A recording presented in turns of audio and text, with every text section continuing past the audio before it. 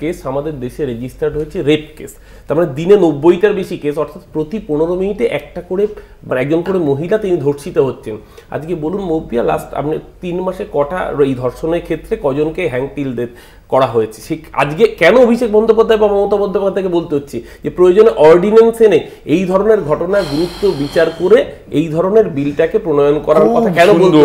খুব সুন্দর বলিনি। দ্বিতীয়ত আবার এখানে আবার মিসলিডিং ইনফরমেশন দিল।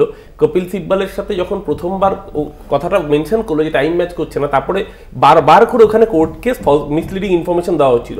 10:10 প্রথমে আনন্যাচারাল ডেথ জিডি দায়ের করা হয়, তারপরে যখন ফাইনালি পিএম হয়, ইনকোয়েস্ট হয়, সমস্ত কিছুর পর ক্রিমেশনের পরে যখন সামাপ জিডি হয়, সামাপ জিডিটা রাত 11টার সময় 11:10 হয়েছিল, যেটাকে কোর্টে সুপ্রিম কোর্টে রেফার করেছিলেন এবং যখন টাইম স্ট্যাম্প ধরে দেখিয়ে দিয়েছিলেন তারপরে ফাইনাল এফআইআর 11:40 তখন সুপ্রিম কোর্টে সিবিআই নিজে বলেছিলেন যে আপনারা এবার টাইম স্ট্যাম্প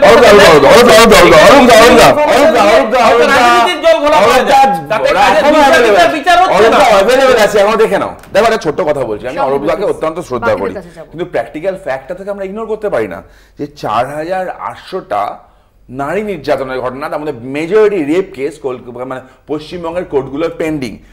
2019 সালে 123টা ফাস্ট ট্র্যাক কোর্ট করতে বলেছিল, ফাস্ট ট্র্যাক কোর্টগুলো হয়নি। তোমার এনসিআরবি রিপোর্ট না, এনসিআরবি রিপোর্ট তোমরা রেজিস্টার করো না, মামলা তোমরা মামলা রেজিস্টার করো না, কথা বলছো তোমরা কেস টাকা দাও, এত আছো এই লেকচারে তোমাদের 10 লাখ টাকা দিয়ে দিতে পারি আমরা, 15 লাখ টাকা দিয়ে দিতে পারি আমরা, কমপ্লেইন দাও না, কমপ্লেইন দাও না।